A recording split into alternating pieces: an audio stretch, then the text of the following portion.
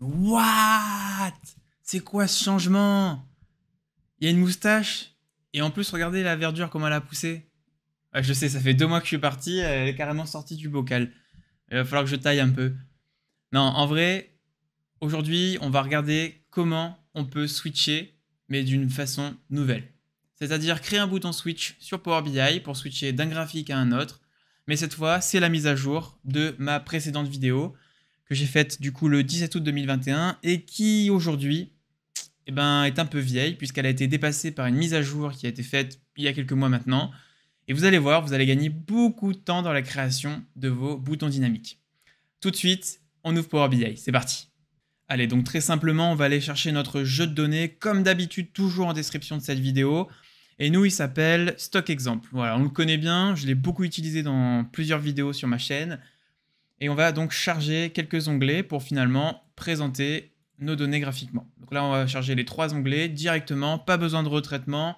Là, on va aller concis, précis. Donc l'idée, comme je vous disais, c'est vraiment de créer un bouton switch qui va alterner entre 2 graphiques, et ce, de façon très très simple, sans passer par l'ancienne méthode, qui était de créer des formes, etc., et de jouer avec les couleurs. Bref, c'était chiant.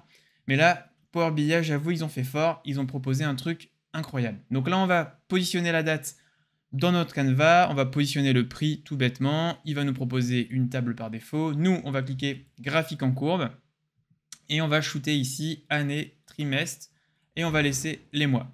Donc ici, on a notre premier graphique en courbe, et puis on va tout simplement CTRL-C, CTRL-V pour dupliquer ce graphique. On va lui le passer à barre, par exemple, voilà, et on va pouvoir commencer notre signé. Donc, l'idée premièrement, c'est de renommer ces graphiques. Donc pour les renommer très simplement, il suffit d'aller ici donc dans Afficher. Vous avez ici Sélection et vous renommez vos graphiques. Donc on va sélectionner le premier en en-tête, donc c'est notre graphique à barre.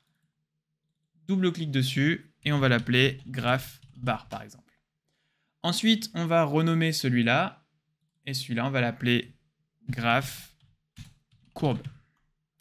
Maintenant, il suffit donc tout simplement de superposer ces graphiques, puisqu'en fait l'idée c'est vraiment de créer un bouton switch qui va switcher entre les deux.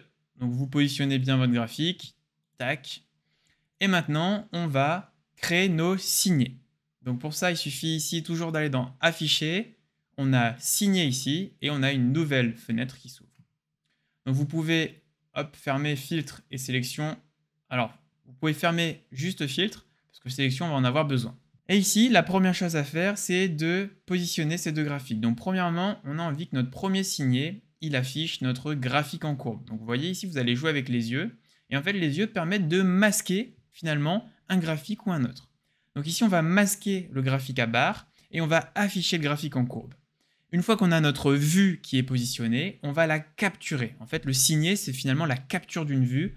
Donc on va faire ajouter et en fait, Power BI nous aura capturé cette vue-là. On va l'appeler graph courbe. Voilà. Et on va faire l'inverse cette fois pour avoir le graph bar.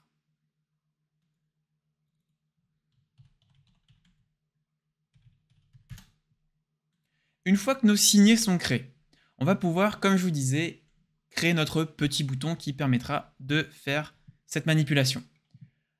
On va pouvoir fermer tout ça puisqu'on n'en a plus besoin. On va aller donc dans Insérer et on a ici le bouton. On a navigateur, navigateur de page, navigateur de signer. C'est ce qui va nous intéresser. Ici, vous insérez et là, qu'est-ce qui se passe? Oh oh, magie! On a déjà finalement notre bouton qui est déjà créé.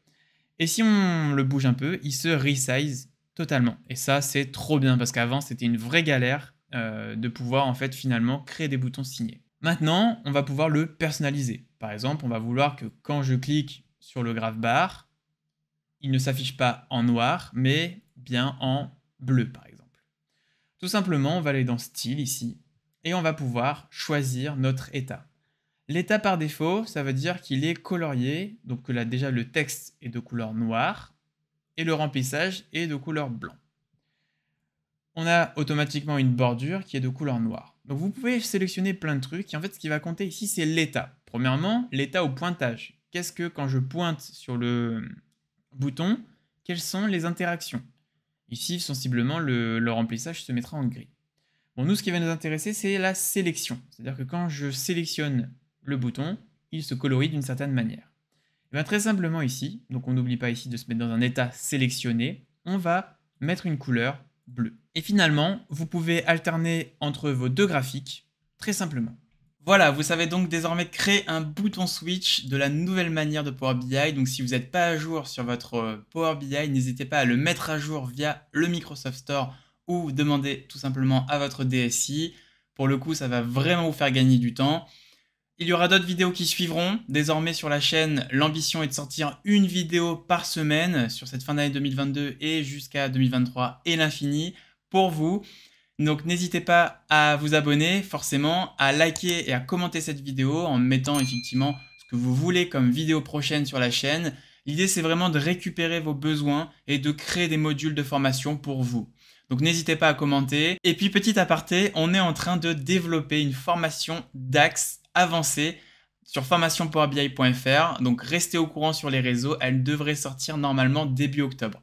Je vous tiendrai au courant, elle est en pleine production. Et on vous prépare du très très lourd, donc restez en ligne. Je vous dis à la prochaine et surtout, finalement, à la semaine prochaine. Ciao!